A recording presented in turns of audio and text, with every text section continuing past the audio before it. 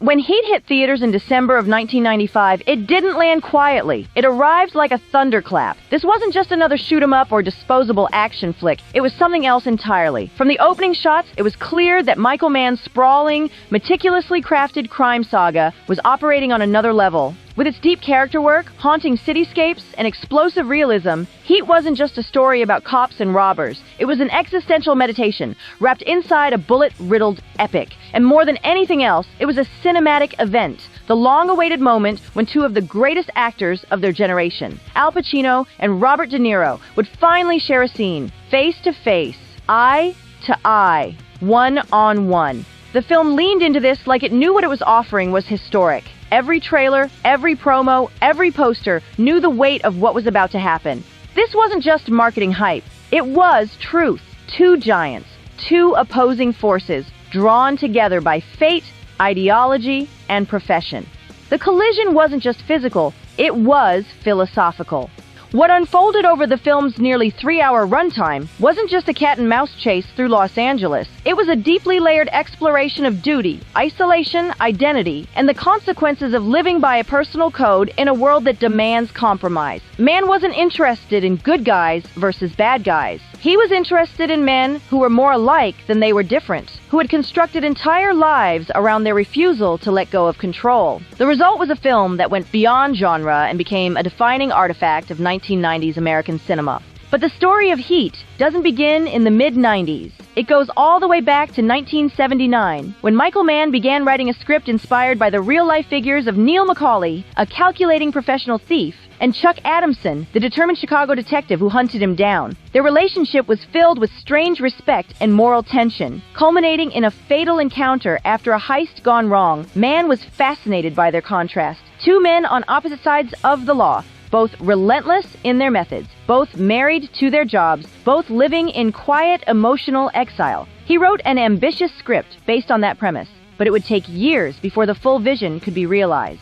In 1989, he tested the waters with L.A. Takedown, a made-for-TV movie that was essentially a compressed dry run of what would later become Heat. That film had flashes of Mann's voice and visual instincts, but it lacked the depth, scale, and star power of what was to come. Once Mann was given the opportunity to revisit and expand the story on his own terms, with a full budget and total creative control, he didn't hesitate. He retooled the script, sharpened the characters, and began assembling one of the most impressive casts of the decade.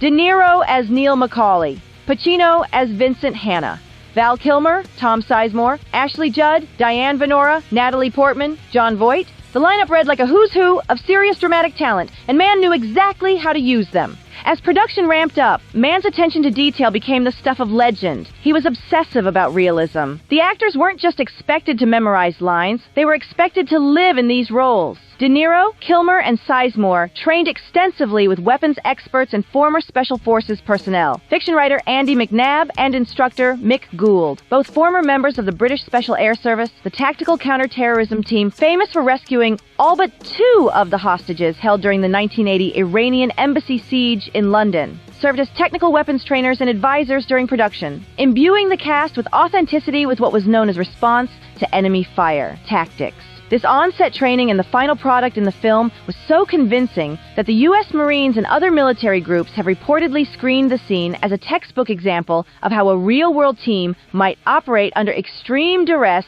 in an urban combat scenario, essentially meaning that our American Marines have been given tactical training by British SAS operatives through the medium of Robert De Niro and Val Kilmer. These weren't just performances. They were transformations. Mann didn't want actors pretending to be criminals. He wanted them to think like criminals, to understand every detail of a job, to feel the pressure of timing, the stakes of every second.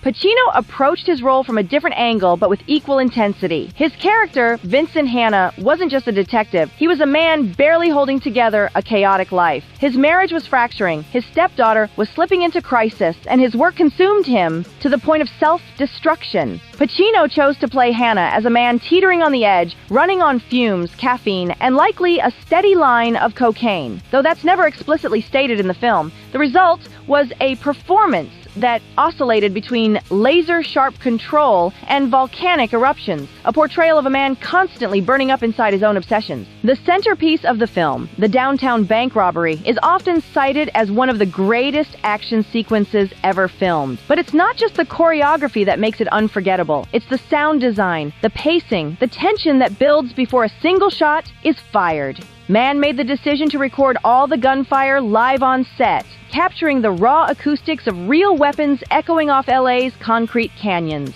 No Foley work, no sound booth magic, just the authentic chaos of an urban firefight. The impact was immediate. The scene is deafening, immersive, and terrifyingly real. It rattles the bones, not just because of the violence, but because you believe it. You feel it.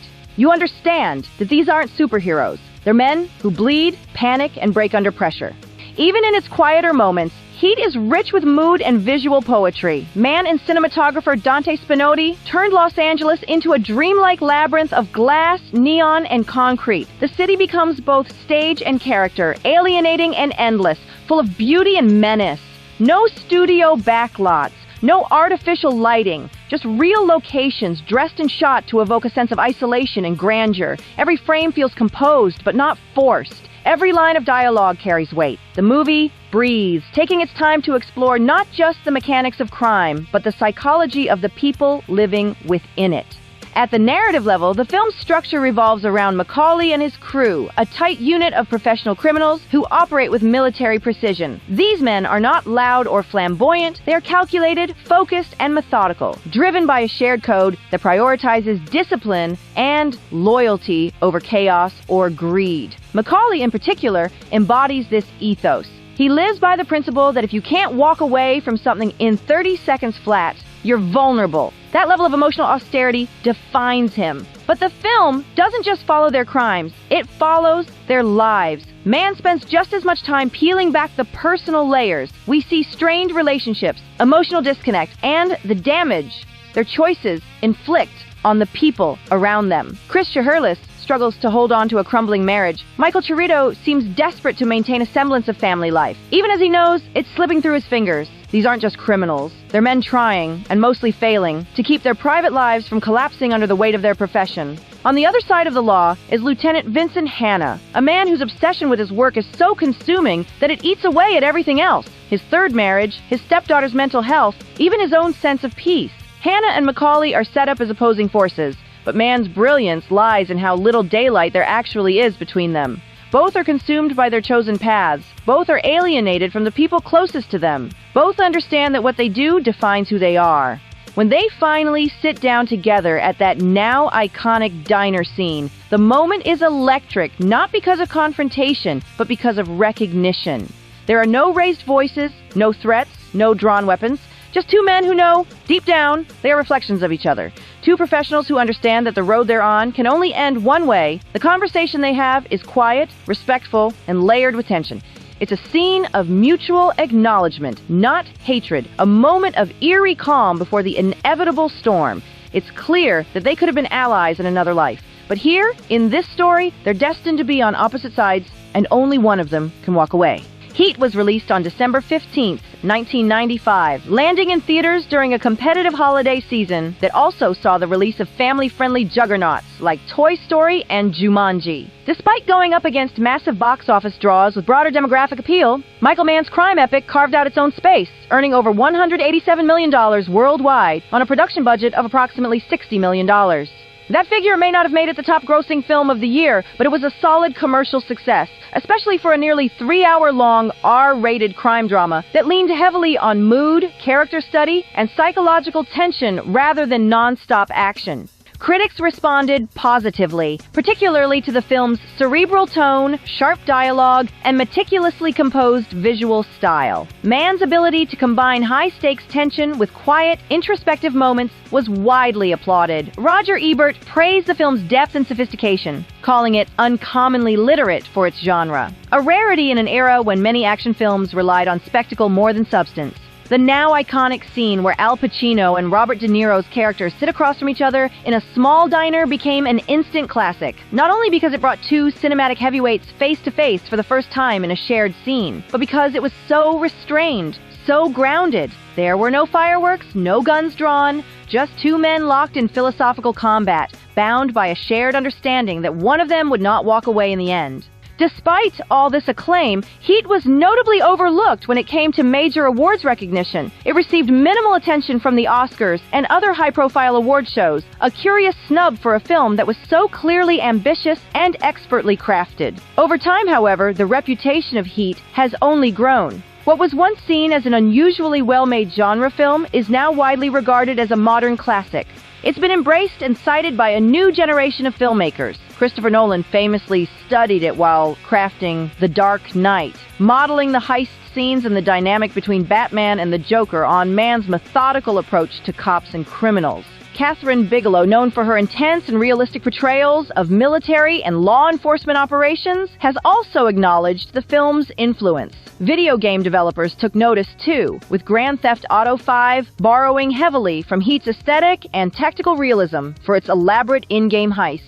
The film's legacy extends far beyond the silver screen. Its impact can be seen in unexpected places, including military training programs and law enforcement seminars. That sprawling downtown Los Angeles shootout, a meticulously choreographed sequence of urban warfare, has become one of the most studied action scenes in film history. In fact, life would imitate art when on February 28, 1997, the North Hollywood shootout took place between two bank robbers and an army of police officers in a grueling urban battle stretching over 45 minutes.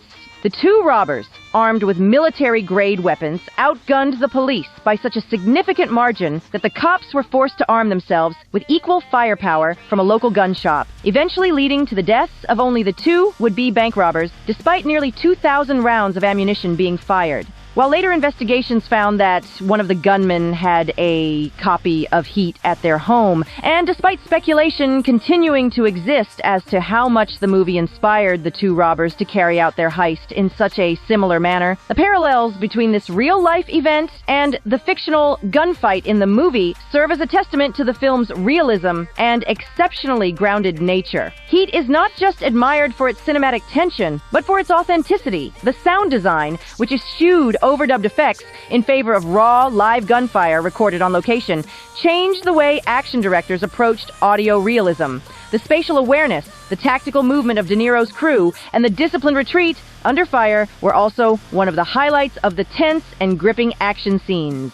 Even decades after its release, Heat continues to feel alive, current, immediate, and emotionally charged. It doesn't sit passively in the past like a dated genre film. Instead, it pulses with a kind of timeless electricity, a relevance that keeps growing with each new generation of viewers and filmmakers who discover it. In 2022, Michael Mann returned to the world he built nearly 30 years earlier, not just with nostalgia, but with purpose. He released Heat 2, a sweeping novel that operates both as a prequel and a sequel. It dives deep into the lives of Neil McCauley and Vincent Hanna before and after the events of the original film. The book offers expanded perspectives, new characters, and a fuller exploration of the psychological toll that comes with the lives they chose. But Mann didn't stop with the page. He's currently developing Heat 2 as a film, with Adam Driver being considered to step into the role of a younger McCauley. That Mann is choosing to revisit this world with such intention nearly 3 decades later says a lot. Heat wasn't just a crime story. It became something bigger. It became modern mythology, built not on capes or superpowers, but on professionalism, obsession, and the tragedy of men who can't walk away. At its heart, Heat is about two men governed by unbreakable codes, rules they've internalized so deeply that they become prisons. McCauley, the master thief, lives by the 30-second rule. Never get attached to anything you can't walk out on if the heat is around the corner. It sounds clean, strategic, efficient. But it's a sentence, one that isolates him, forces him to live without connection, and ultimately ensures his downfall. Hanna, the detective, is just as bound by his own compulsions. His work consumes him to the point where everything else, his wife, his stepdaughter, any semblance of a home life, falls apart. He chases criminals with the intensity of someone trying to outrun his own collapse. They're mirror images of each other, drawn together by fate and circumstance, locked in a slow collision course that neither can truly avoid. Their final confrontation isn't just a climactic scene, it's the natural, tragic endpoint of two lives built on sacrifice and tunnel vision. And when Hanna takes Macaulay's hand in those final, haunting moments at the airport, there's a rare silence, a sense of mutual recognition. These men have lost everything to be good at what they do, and they understand each other in a way no one else can. What makes Heat so enduring, what gives it its depth, is not just the precision of its action sequences or the elegance of its structure. It's the soul that runs beneath the surface. The film operates on a grand, operatic scale, but it's also deeply personal. Every shootout, every chase, every quiet moment between characters is laced with emotional consequence.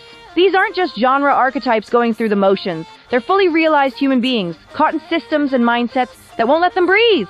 Mann didn't make just another sleek crime thriller. He created a meditation on men who are defined by their work, who have tied their entire identity to being the best at what they do, even if it costs them their peace, their relationships, their chance at a different kind of life. Heat is about the price of mastery and the loneliness that comes with it. That's why Heat still hits all these years later. It endures not because it shouts, but because it listens. Not because of the noise, but because of the quiet pain behind every choice the characters make. The gunfights are unforgettable? Yes. The visuals are iconic. But the true power of the film is in what's unsaid, in the glances, the silences, the longing buried beneath stoicism. It's not just one of the standout crime films of the 1990s. It transcends its genre entirely.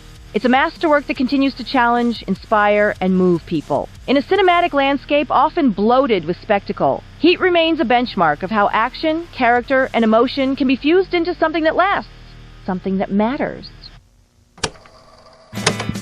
Come along, let's sing, where the joy will bring.